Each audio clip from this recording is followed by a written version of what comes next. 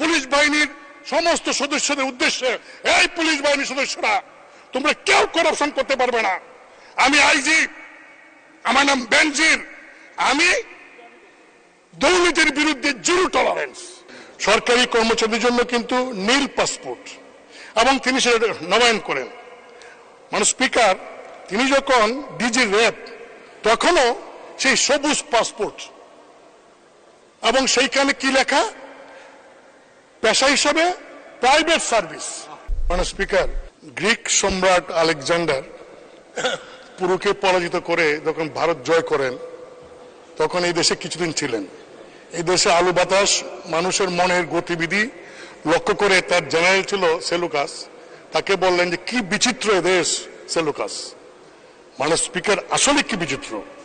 আজকে প্রথম আলো সম্পাদকীয়তে আছে আমাদের একজন পুলিশ অফিসার, সরকারি কর্মচারী, 2010 সালের 11 অক্টোবর হাতে লেখা সবুজ পাসপোর্ট নবায়ন করতে যান, যেটা নাকি সাধারণ পাবলিকের জন্য।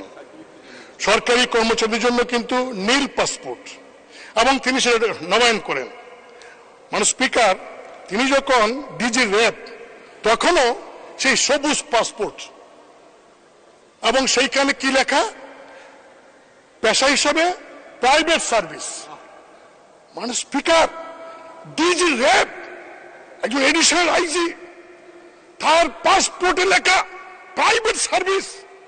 কি আশ্চর্য, এটা আমরা কেউ খেয়াল করলাম না।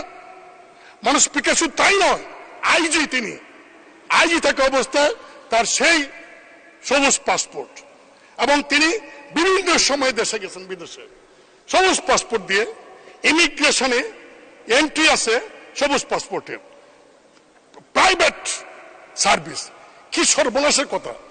মানুষ স্পিকার, সারা দেশে মানে একটা বিষয়, আমরা জানি এই আওয়ামী লীগ সরকার একজন প্রতিমন্ত্রী ছিলেন, তার রেড পাসপোর্ট ছিল এবং সবুজ পাসপোর্ট ছিল।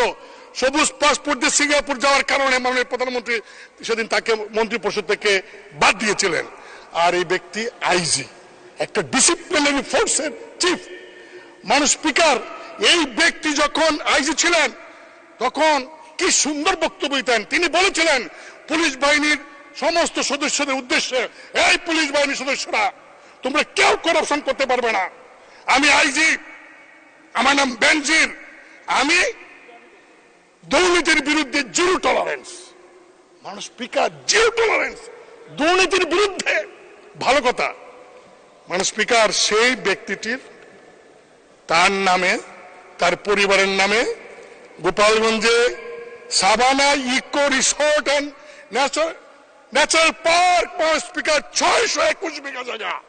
হাউ তার এবং তার পরিবার সদস্যদের নামে কিভাবে সম্ভব? মানে স্পিকার, তাই নয়,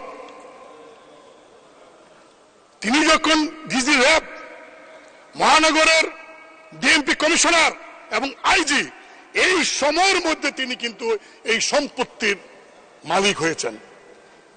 রিটায়ারমেন্টের পরে গিয়ে যে তার পৈতৃক ব্যবসা থাকে, মালিক হন, আফসোস ছিল না, কিন্তু ওই চাকরি করে কালীন তিনি এই সম্পত্তির মালিক হয়েছেন। মানুষ স্পিকার, কি সম্পত্তি, আমার একটু সময় লাগবে, আমি কারণ এগুলি বলছি এই কারণে। মানুষ স্পিকার, যে সারা দেশে এই ব্যক্তির কারণে ক্ষমতাসীন দলের এত কাজ করার পরেও আজকে প্রশ্নের মুখে এসে দাঁড়িয়েছে। মানুষ 2015 থেকে 2020 সাল পর্যন্ত তিনি ডিজি এবং ডিএমপি কমিশন থাকা অবস্থায় যে জমিগুলি কিনেছেন, সেই জমিগুলি বেশিরভাগ হিন্দু সম্প্রদায়ের, এবং তারা অনেকে সাক্ষী দিয়ে দিচ্ছেন এখন সাংবাদিকদের কাছে, কায়দা কৌশলে পুলিশদের ভয় দেখিয়ে সেই সমস্ত সম্পত্তি তিনি ক্রয় করেছেন।